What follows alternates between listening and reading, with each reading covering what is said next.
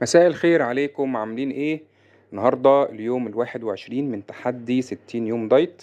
يا رب يا رب يكون كلنا متشجعين ومستمرين في الدايت بتاعنا عشان يبقى حياتنا افضل ونوصل لهدفنا. النهارده بقى في الفطار طبعا مش هاكل بقى كل يوم بقى بيض مسلوق وكده، فطبعا عادي احنا اتفقنا هنغير، بس اهم حاجه بزبده طبيعي او بحته سمنه طبيعي، دي اهم حاجه. فالنهارده عملت البيض مقلي.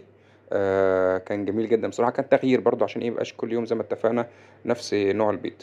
ننساش بقى طبعا الخضروات، الخيار اهم حاجه اللي عندنا، المتاح عندنا خيار، جرجير، كابوتشا، كل دوت هيبقى مفيد جدا النهارده برضو. مع انا ما اكلتش عيش برضه عشان تبقوا عارفين.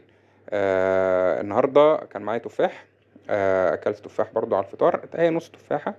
لو عايز تاكل تفاحه برضو مفيش مشكله خالص. فكان فطار جميل لذيذ ما فيهوش اي عيش خالص. الغدا بقى النهارده بقى عملت الوجبه اللي كلنا بنحبها كلنا بنعشقها، وهو الكشري المصري الاصيل. الكشري بكل تفاصيله عادي جدا، ما يعني انا هحاول الفتره الجايه لو هعمل كشري يعني ممكن ايه اقلل المكرونه او امنعها خالص يعني. هيبقى افضل يعني. الرز كويس كنشويات. المكرونه احاول قد ما اقدر ايه نبعد عنها هي والعيش. لكن الكشري هو حوالي 5 6 معالق كشري بالتفاصيل بتاعته، بصلصه، بالعدس، كل ده مفيد في كل الانواع يعني بروتين ونشويات وكل حاجه، كل انواع الفيتامينات هتلاقيها موجوده كمان في الكشري. الحمص مفيد جدا. فكانت وجبه حلوه جدا. ما ننساش طبعا مع الكشري اي غدا خلاص اتفقنا، والفطار لازم يبقى خضروات معانا طول اليوم الموجود ومتاح عندنا. فانا كان معايا النهارده خيار.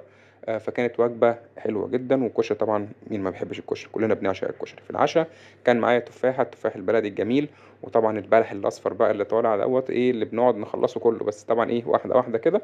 ده كان معايا في العشاء. قولوا لي النهارده انتوا عملتوا ايه، عايزين نشجع بعض. بالهنا والشفا، شكرا ليكم، سلام.